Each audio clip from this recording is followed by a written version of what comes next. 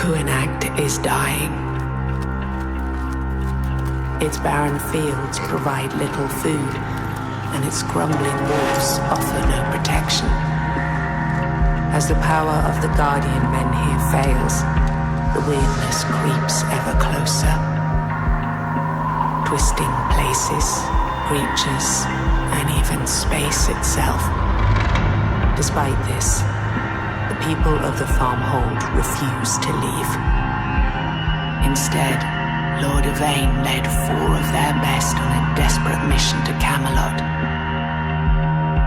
They promised to bring back help. They never returned. Now those left behind are growing desperate. They will try to bestow the burden of their fate on someone else. New heroes, with an even slimmer chance of success.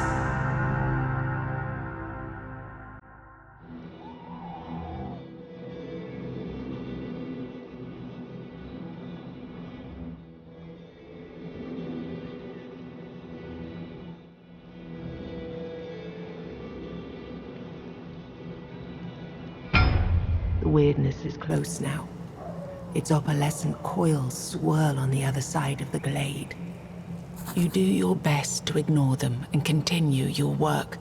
You wish for a weird candle. It would have been useful in keeping the darkness at bay. You've tried to find a flesh bloodwort for hours, but nothing seems to grow here anymore, save for damn nettles. Unfortunately, Niante's bloodwort draft is the only thing to help the wounded back in the farmhold. Niante. At the thought of her name, grief washes over you. She was the mother you never had, and yet she abandoned you. Did she also believe you to be a weird spawn? A monstrosity wearing human skin? As you wipe a tear from your cheek, you notice one of the girls from Kuanact standing at a safe distance. She looks distraught.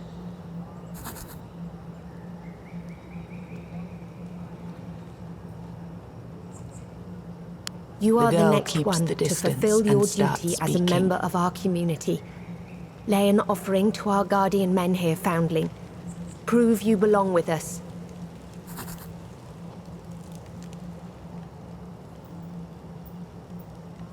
The girl looks at you suspiciously. What? What offering? The offering that each Kuanact resident has to lay at the foot of our Menhir? Its power is fading, and now it's your turn. If the Menhir is going out, you have to hurry. This is much more important than any wounded.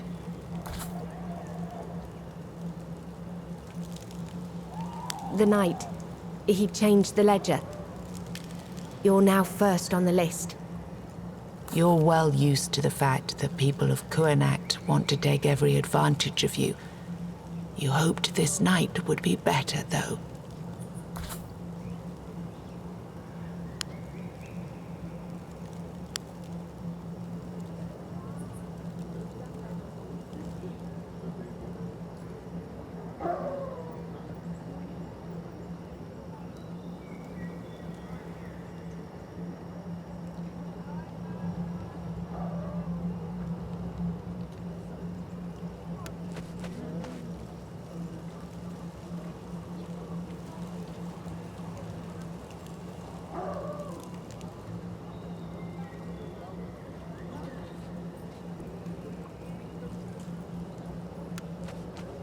The local Menhir now towers above you, weathered and cracked, its ribbons flapping in the wind.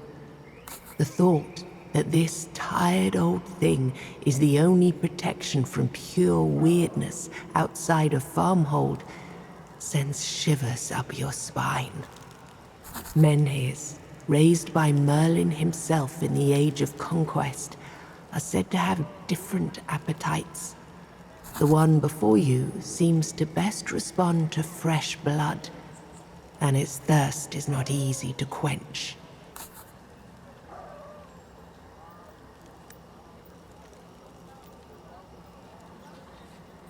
The Menhir can be sated with animal blood, just as easily as with human offering. Unfortunately, livestock is now scarce and very expensive. You will need to hunt down some wild creature and drag it back to this place.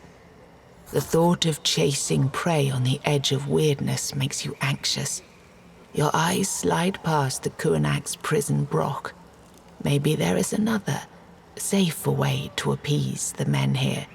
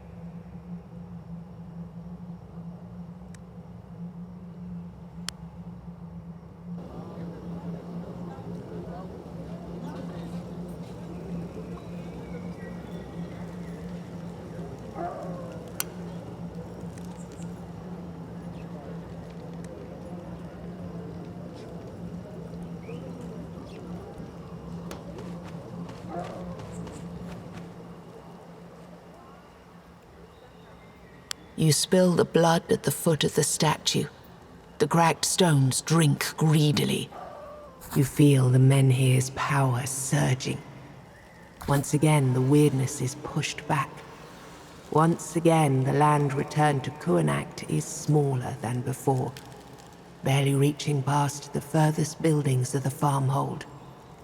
Bystanders disperse, and you sit down to catch your breath. Most of the people are now heading for the mead hall to raise a toast for yet another day Kuanacht bought itself with blood.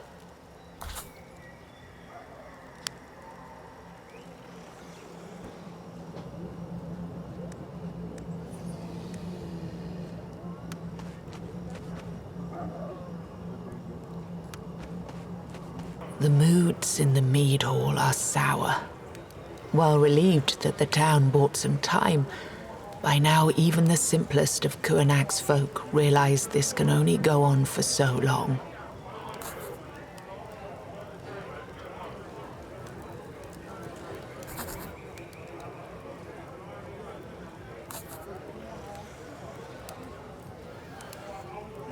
You take a place at the edge of the hall, while people begin to talk about sending someone else to find help for Kuanacht. Silence!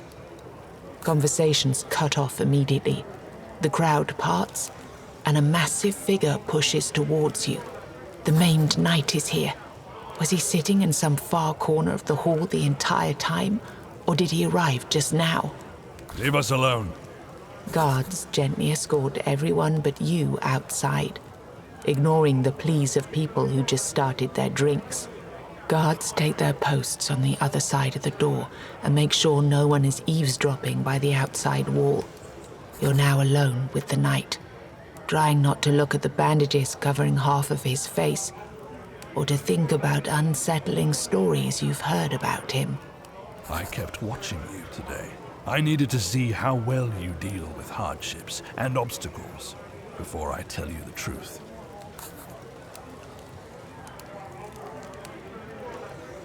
The time is short. I couldn't wait any longer, and you seemed like the best bet. I trust you received a certain letter from someone important to you. That might be true, but I don't believe you. And I did receive this letter. According to what I've read, you might be the only dependable and trustworthy person I'll find in this town. The point, however, is that your master praised you for your qualities. When Lord Yvain left me in charge of this farmhold, I thought the task was beneath me. Turned out it's quite the opposite. I cannot travel outside anymore. Will you help me?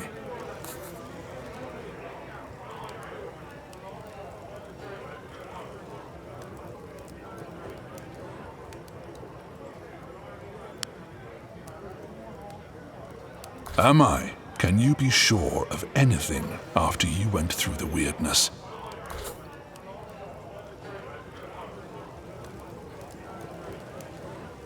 Ingrates, I'd relinquish this position in an instant, if it wasn't for the oath that binds me.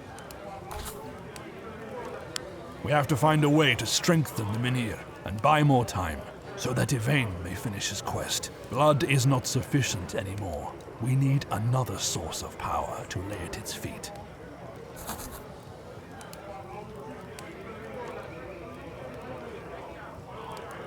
The knight reaches for the satchel at his side and hands you a couple of candles made from strange dark wax. You shudder. You never thought you'll have to use one of these foul things.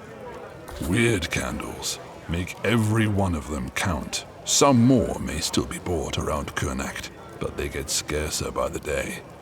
And do not make a mistake of thinking that their light turns you invulnerable. If you keep peering too long into the weirdness, it is bound to look back.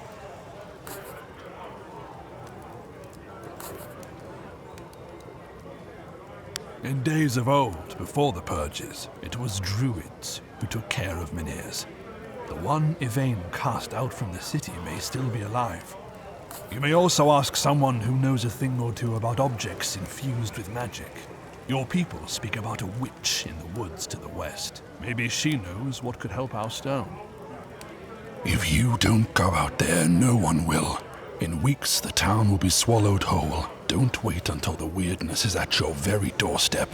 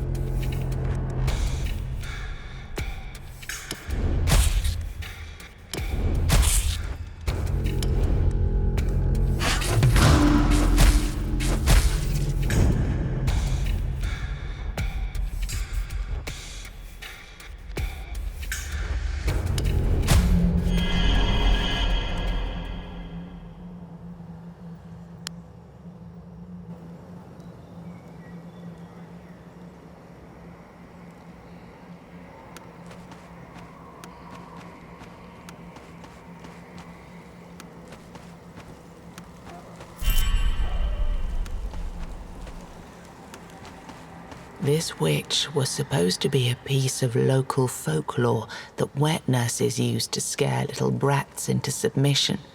Now, as you stand in front of her place, you feel a shiver coming down your spine. Was she real all the time? Or did the weirdness conjure her from your town's myths and legends? Whichever is true, her devastated old ruin of a house looks like a piece of nightmare. Even though there's a faint candlelight coming from inside, everything about this place screams, "Run away!" You barely make one step towards the door when a weird-claimed monstrosity pounces right at you from the dark.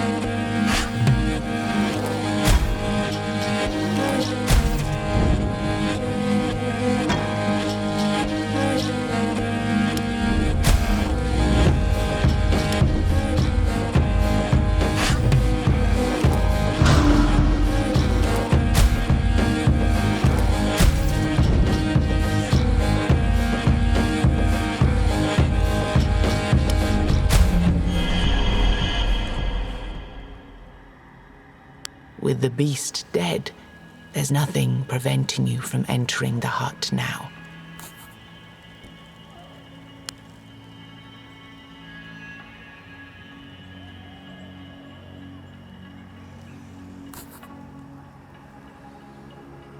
The door creaks. You step inside, only to be stunned by a loud bang and a sudden flash of light. The door creaks. You step inside, only to be stunned by a loud bang and a sudden flash. You smirk. Explosive powders, smoke candles. She really does her best to repel any visitors. So, you know a thing or two about the dark arts. If so, you should have spotted the Guardian spell on the beast. Without my pet, the next beast to come this way will simply barge in. You look back towards the creature you killed outside, and you suddenly feel a pang of shame.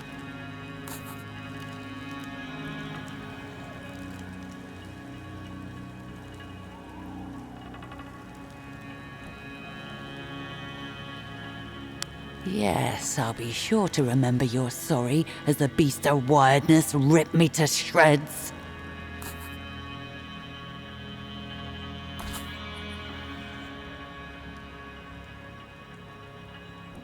You come to my house, kill my pet, and now you ask me for help?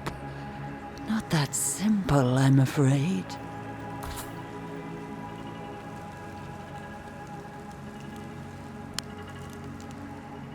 Do not offer what you cannot give. I know the people of your farmhold. Even now they would not accept me.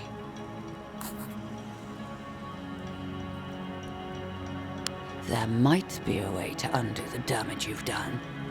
I know a spell I could use to bind a new guardian to this place. There's one ingredient you have to bring me, though.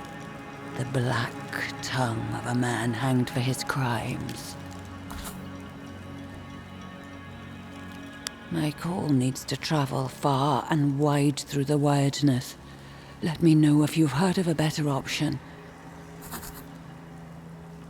A couple of weeks ago, when the trail was still open, a patrol from Camelot caught and stringed up some brigands not far from here. Look for a great lone oak.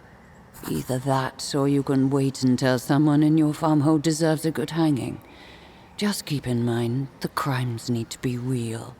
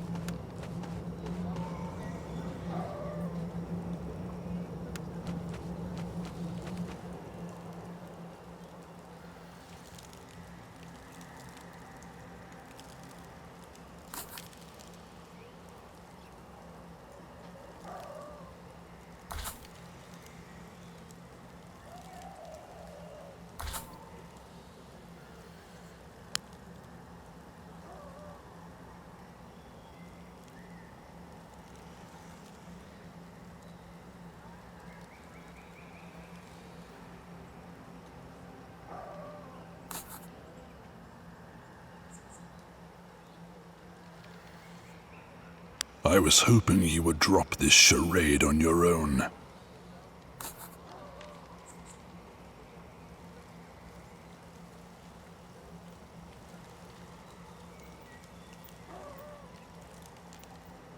I was, but I wanted to see this place one last time. Do not change the subject. Why are you here? Were you following me? Don't I? Was I so bad at running your little ungrateful farmhold? All right, I understand. You need to trust me if you're to follow me. Ask away. Nobody. Yet. Order is gone. So many knights missing. Gaheris tries his best in the borough. Bors has gone to the western farmholds to stop the war. Galahad is presumed dead since he abandoned the Round Table, but they don't have his insignia, so they can't name his descendant. And I'm stuck here, of all places. Please promise that should I fall, and I will fall sooner than later, you will do everything in your power to save this damned island. I'll see you at the farmhold. Please make haste with your search.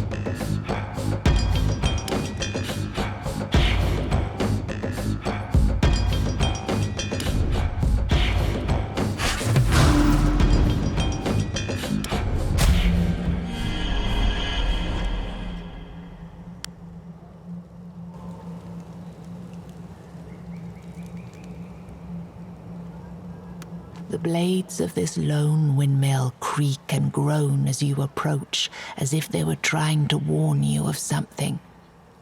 When you enter, the miller immediately announces, "My lord, I'm sorry. That's all I can give you this week."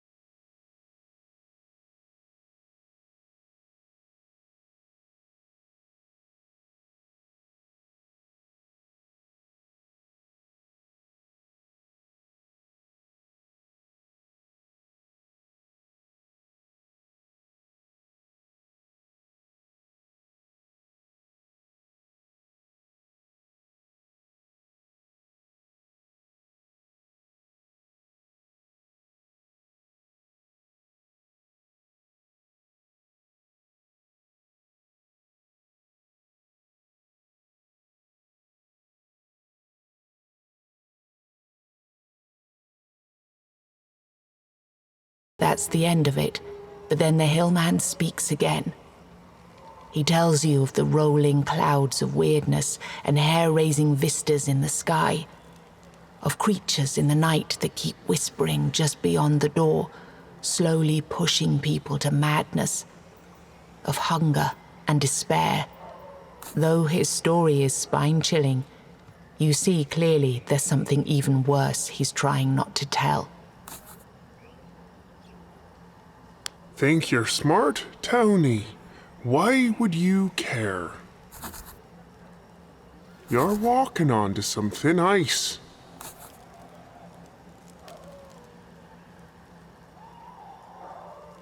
I doubt you've learned a thing or two about this, priestess. The man pulls down his hood, revealing a face twisted by the weirdness. One of his eyes is sagging, his mouth turned almost vertical. His skull is misshapen. He's right. That's not something you or anybody else could cure.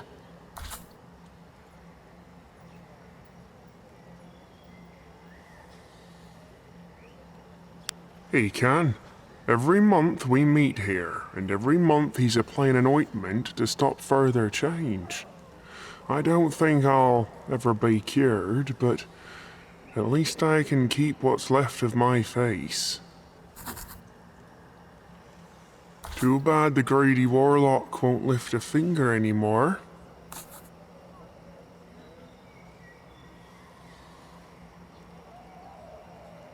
You explained to the man that the only chance they have is to move their village closer to the Menhirs' healing light, and that you were sent here to ask the druid whether it's possible to make it shine brighter. He's listening patiently, asking you to clarify when you use words he doesn't understand. When you're done, he looks at you for a great deal longer than it's comfortable. Go inside then. Talk to your warlock. You call out to the druid inside and give the scarred wooden door a push. Inside the clocken, the first thing you notice is a dense smell of rotting meat and human sweat. There's a man half laying on a bed in the corner, looking barely conscious. His hands are trembling. Once you've seen someone weaned off a drinking habit, and he looked remarkably similar to the sad individual in front of you.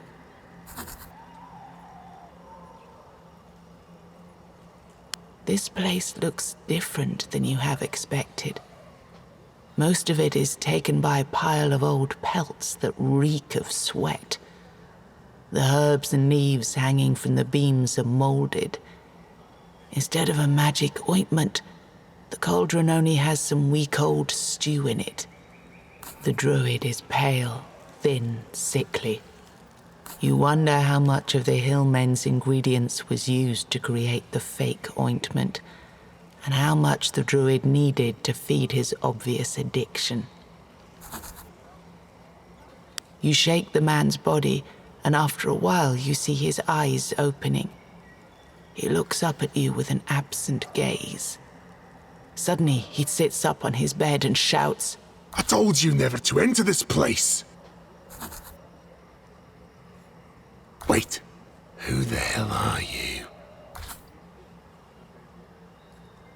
Why are they in front of my door? That's a very good question. Why do people stand in front of anybody's door? Do they have too much time on their hands? Do they want something from people behind these doors?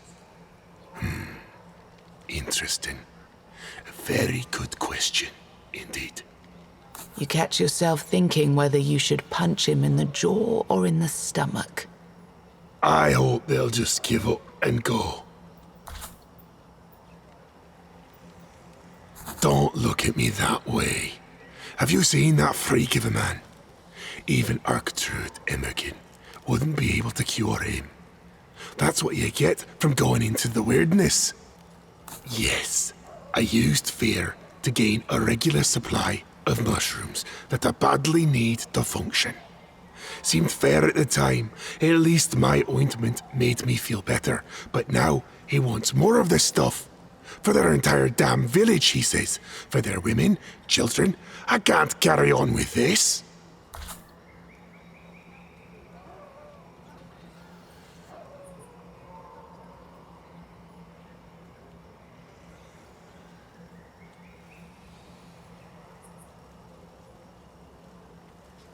And what good would that achieve? Save for them crushing my skull and their last hopes being shattered. You really want a band of hillmen with nothing to lose as your neighbours. Listen, I do what I do, and you do what you do. You don't have to approve of me, and I don't have to approve of you. We'll be fine with that, won't we? I don't care.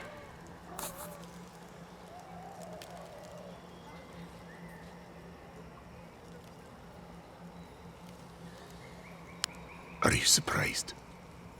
Didn't you know that this is exactly what happens when Menhirs go dark? Too bad there's no one left to tend them ever since your people decided that burning some of the wisest men of Avalon would be a great pastime.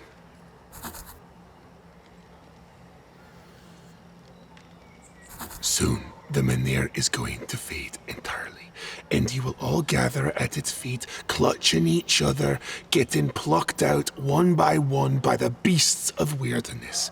And then, if anyone survives that long, you'll starve to death.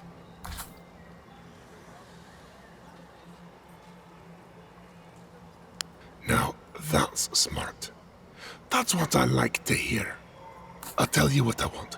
I want to go back to Connacht and finally lie down in me own damn bed with enough mead and mushrooms to carry me over to the other side. In my own home. The home that was taken from me by your lord. One and only Yvain the Dickhead. Let's just say, Lord Yvain is not big on second opinions.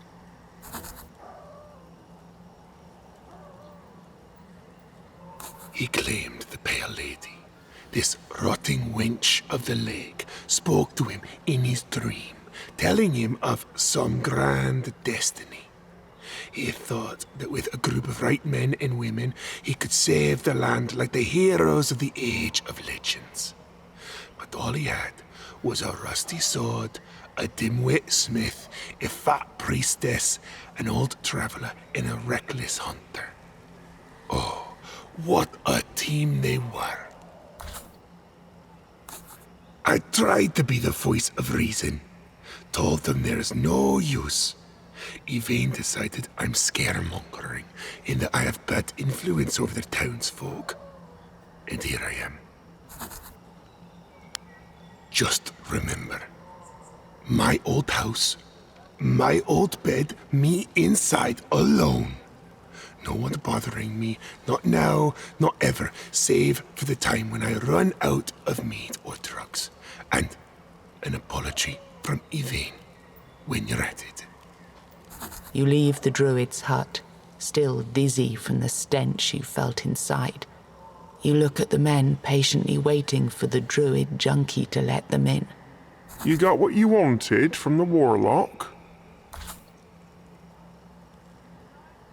I'm happy for you.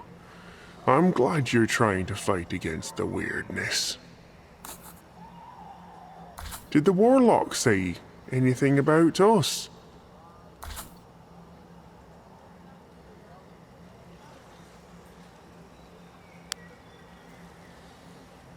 Thank you, Tony. Now we have hope. And that's more than anyone can ask for in these times.